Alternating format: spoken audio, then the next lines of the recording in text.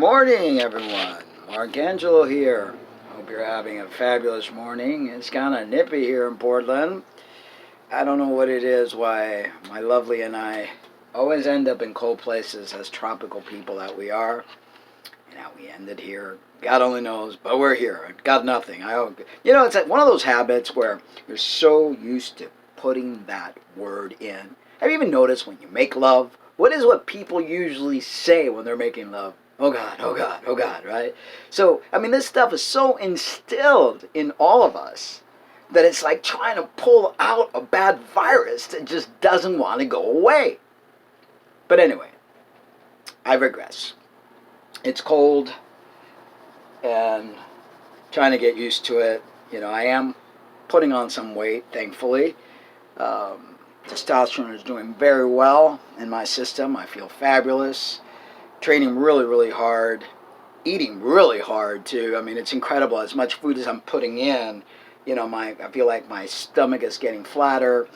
I am putting on some muscle here. Look at those biceps. They're coming right along. We're really doing good. I'm proud of our progress and where we're at. And it hasn't even been a month yet. Can you believe it? Not even a month yet. But I wanted to touch base on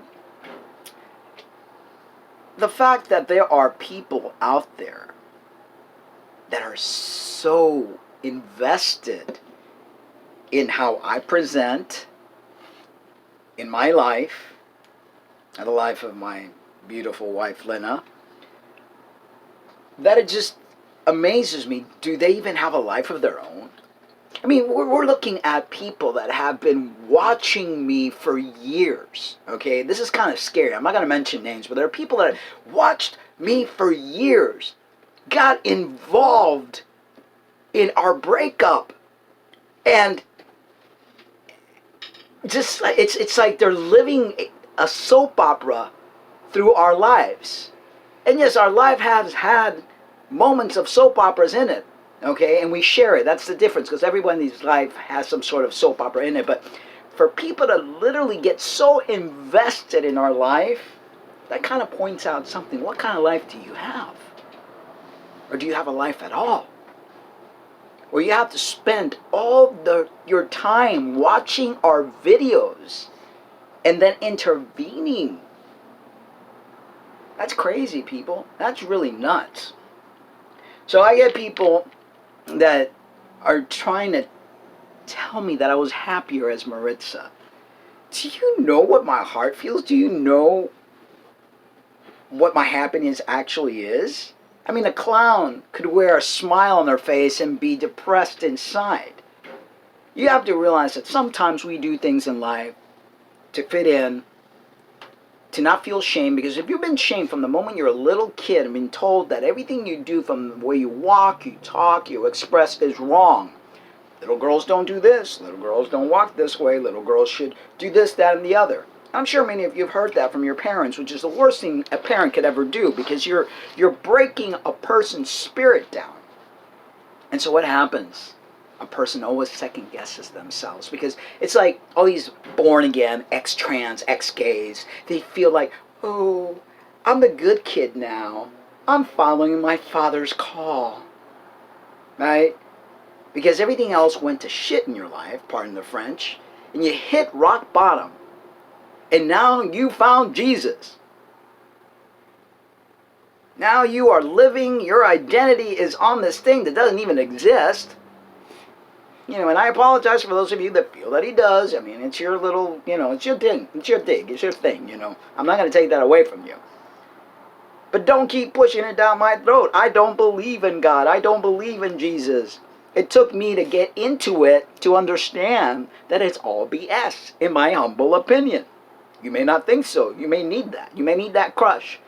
That's your blanket, your security blanket. I understand. I've been there. But for you to tell me what my happiness is, that I was nicer as Maritza, that I'd been better off as this, that, and the other, no, that's not how I feel comfortable as. Never have. I've always been running away from myself. I was a drug addict. I had addictions to food because I didn't like who I was. Obviously, I did something about it. Who goes under the knife for 7 hours and has a full hysterectomy and mastectomy at the same time? I wanted everything out that had to do with being a woman. And not that there's anything wrong with being a woman. I love women. Okay? But it was just not for me. Also, I know that there's a group of ex-gays that went to Washington to try to change LGBTQ laws. Mind your freaking business. You want to